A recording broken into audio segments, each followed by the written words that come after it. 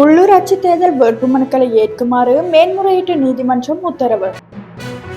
போலீசாரின் கடமைகளுக்கு இடையூறு விளைவித்த பலர் கைது. ஹரிணியிடமிருந்து பறிபோகும் பிரதமர் பதவி. யாழில் ஒளிபாய்ச்சி மீன்பிடித்தவர் கடற்படையினரால் கைது.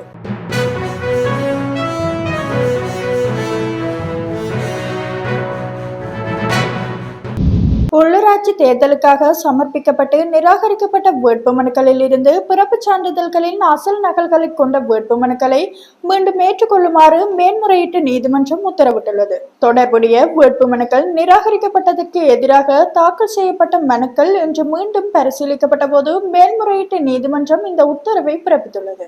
பிறப்புச் சான்றிதழ்களின் அசல் நகல்களுடன் வேட்புமனுக்களை மீண்டும் ஏற்றுக்கொள்வது தொடர்பாக நீதிமன்றத்தில் ஒரு ஒப்பந்தம் எட்டப்பட்ட பின்னர் இந்த உத்தரவு பிறப்பிக்கப்பட்டது. இதேவேளை வேட்புமனுக்கள் நிராகரிக்கப்பட்ட உள்ளூராட்சி மன்றங்களின் தேர்தல்கள் தொடர்பான நடவடிக்கைகளுக்கான இடைக்கால தடை உத்தரவை மேன்முறையீட்டு நீதிமன்றம் நாளை வரை நீடித்துள்ளது.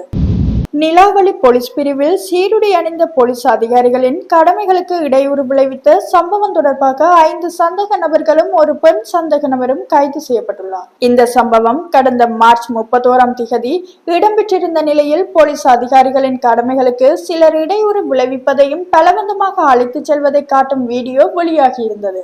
சம்பவம் தொடர்பாக நிலாவளி போலீஸ் நிலைய அதிகாரிகள் குழு விசாரணைகளை மேற்கொண்டு அதே நாளில் ஒரு சந்தேக நபரை கைது செய்து திருகோணமலை நீதவான் நீதிமன்றத்தில் ஆயர்படுத்திய பின்னர் இன்று வரை விளக்கமறியலில் வைக்கப்பட்டுள்ளார். இந்த சம்பவத்தில் தொடர்புடைய ஏனைய சந்தேக நபர்கள் பிரதேசத்தை விட்டு தப்பிச் சென்றிருந்த நிலையில் நிலாவளி போலீஸ் அதிகாரிகளால் விசாரணைகள் முன்னெடுக்கப்பட்ட நிலையில் நேற்று ஒரு பெண் சந்தேக நபரும் 5 சந்தேக நபர்களும் கைது செய்யப்பட்டனர். கைது செய்யப்பட்ட பெண் சந்தேக நபருக்கு 35 வயது என்றும் ஏனைய சந்தேக நபர்கள் 20, 21, 22, 28 மற்றும் 45 வயதுடையவர்கள் என்றும் அவர்கள் நிலாவளி பகுதியைச் சேர்ந்தவர்கள் என்றும் தெரிவிக்கப்பட்டுள்ளது. சம்பவத்துடன் தொடர்புடைய மேலும் 2 சந்தேக நபர்கள் அடையாளம் காணப்பட்டுள்ளதுடன் அவர்களை கைது செய்ய நிலாவளி போலீசார் மேலதிக விசாரணைகளை முன்னெடுத்துள்ளனர். இலங்கையில் உள்ளூராட்சி மன்ற தேர்தலுக்கு பின்னர் பிரதமர் பதவியில் மாற்றம் செய்யப்படக்கூடிய சாத்தியம் உண்டு என மேல் மாகாண சபையின் முன்னாள் உறுப்பினர் வருண ராயபக்ச தெரிவித்துள்ளார். அத்துடன் பிரதி நிதி அமைச்சர் பதவியிலும் மாற்றம் செய்யப்படலாம் என அவர் மேலும் தெரிவித்துள்ளார்.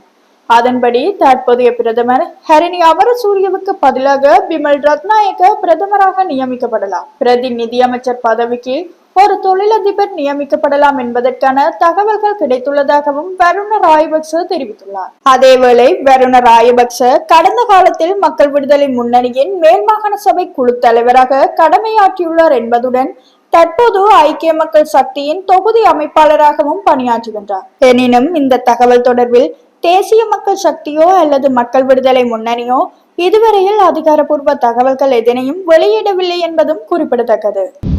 யாழ் வடமராட்சி கிழக்கு கட்டைக்காடு கடற்பகுதியில் சட்டவிரோத மீன்பிடியில் ஈடுபட்ட படகுடன் ஒருவர் இன்று அதிகாலை கடற்படையால் கைது செய்யப்பட்டுள்ளார். வடமராட்சி கிழக்கு கடற்பகுதிகளில் சட்டவிரோத நடவடிக்கைகளை கட்டுப்படுத்தும் நோக்கில் வெற்றிலைக்கேணி கடற்படையினர் தொடர் சுற்றி வளைப்புகளை மேற்கொண்டு வருகின்றனர். இந்த நடவடிக்கையின் ஒரு பகுதியாக இன்று அதிகாலை கடற்படையினர் கட்டைக்காடு கடற்பகுதியில் மேற்கொண்ட திடீர் சுற்றி வளைப்பில் சட்டவிரோதமாக ஒளிபாய்ச்சி மீன்பிடித்த படகுடன் ஒருவர் கைது செய்யப்பட்டுள்ளார். கைது செய்யப்பட்ட நபர் கட்டைக்காடு பகுதியை சேர்ந்தவர் என்றும் விசாரணைகளின் பின் யாழ்ப்பாணம் நீரியல் வள திணைக்கள அதிகாரிகளிடம் மேலதிக சட்ட நடவடிக்கைகளுக்காக ஒப்படைக்கப்பட உள்ளதாகவும் கடற்படை அதிகாரி தெரிவித்தார். இந்திய பிரதமர் நரேந்திர மோடி இந்த வாரம் இலங்கைக்கு வருகை தருவதற்கு முன்னதாக இலங்கை பாதுகாப்பு நிறுவனங்களை ஒருங்கிணைக்க இந்தியாவில் இருந்து ஒரு மேம்பட்ட பாதுகாப்பு குழு கொழும்புக்கு வந்துள்ளதாக தகவல் வெளியாகியுள்ளது. நரேந்திர மோடி எதிர்வரும் 4ஆம் திகதி முதல் 6ஆம் திகதி வரை இலங்கைக்கு விஜயம் ஒன்றை மேற்கொள்ள உள்ளார்.